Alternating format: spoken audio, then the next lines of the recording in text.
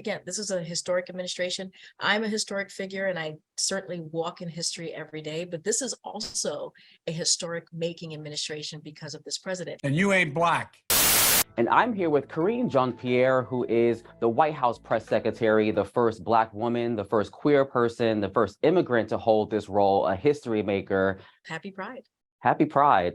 So I don't know if I've ever had an image or a view of what it would be like as a historic figure in this role, because you never know. But one thing that I can say is being the first, and I've had many first, it's always very different. It's always very different experience. What it's going to be like, it's going to be very different for me than it was for the last 34 press secretaries. And that's just a fact because of the communities that you just laid out that I represent. But there's the other part, right? And I say this all the time. It's not lost on me, the communities that I represent and what I mean to those communities and how they view me at the podium and how important it is to them. I'm representing the Black community, the Caribbean community, the LGBTQ plus community. And you have often lifted up the fact that President Biden is the most pro-LGBTQ plus president in U.S. history. Can you talk a little bit about that record and what it means for you as a member of the community to be a spokesperson for a president who has been so pro advancement of the LGBTQ plus community? So I would say it's the most pro equality administration in history, the most advanced LGBTQI plus equality ever that we have seen in this administration. So, this is a president, and I've known him for some time now, who just not as president, but as vice president, as we all know, made history when it came to the LGBTQ plus community, when it came to marriage equality. He was out front in 2012 to say that love is love and people should love who they choose. And when I say most pro equality administration, it's not just the LGBTQ plus I community, it's the Black community, it's the immigrant community. He wants to make sure that no one gets left behind, that we actually address a crisis in our country, as he's talked about, which is racial inequality. One of the four crises that he talked about when he walked into this administration. And one of the things that he did very early on is sign an executive order on the day one, not even very early on, in the first day of his administration, which directed all federal agencies to strengthen civil rights protections. And it was on the basis of sexual orientation and gender identity. And let's not forget, one of the ways that we ended last year was to make sure that we got the Marriage Act done, the Respect for Marriage Act done. And I remember being on the South Lawn in December of last year after he signed it, and how beautiful that moment was for the community, being able to be out there and celebrate a big achievement. I remember also watching people propose to each other, which was very fun and interesting as well.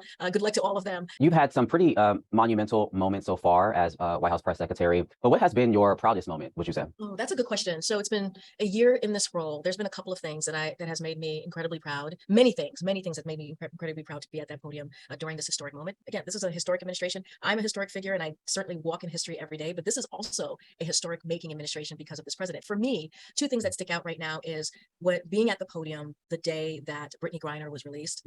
It was emotional. It was made me proud, incredibly proud to be part of this administration. And right before I got to the podium that day, I was able to talk to Sherelle, and I asked her, I said, what is it that you want? I'm going to go to the podium in a couple of hours. What is it that you want me to say on your behalf as you are waiting Brittany to come home, as she's flying home to you?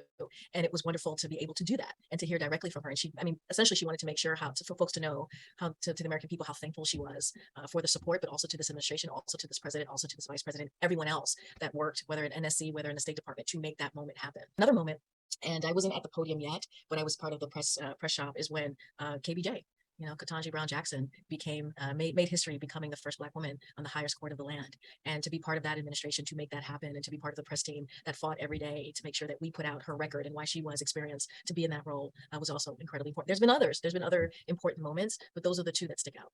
Ron Klain, the former chief of staff, used to say to me, you have the hardest job in this building, the hardest job. He's like, don't ever forget that. And we know that, which I always appreciated that he would say that to me. Yeah, I think your love for the job certainly shows. I've also personally felt like you have developed a swag to the role. Even when you come out the door, past the doors, and you walk up to the podium, there's a confidence that I see. Do you see it that way? Do you feel like you have grown in your confidence and your swag? Absolutely. So no one said I have a swag, so I like that. So I'll use that. I have some swagger going on there. I think I've heard that from one other person.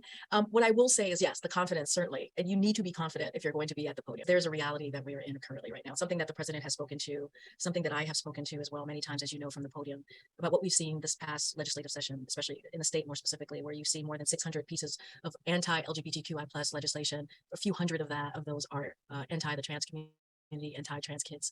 And it is heartbreaking to see, because while I just laid out to you at the top of our conversation all of the successes and how we're moving forward for this community, whether it's equality for marriage, whether it is what the president has been able to do, executive orders that he's been able to do in the last 2 years, there is still a lot of hatred.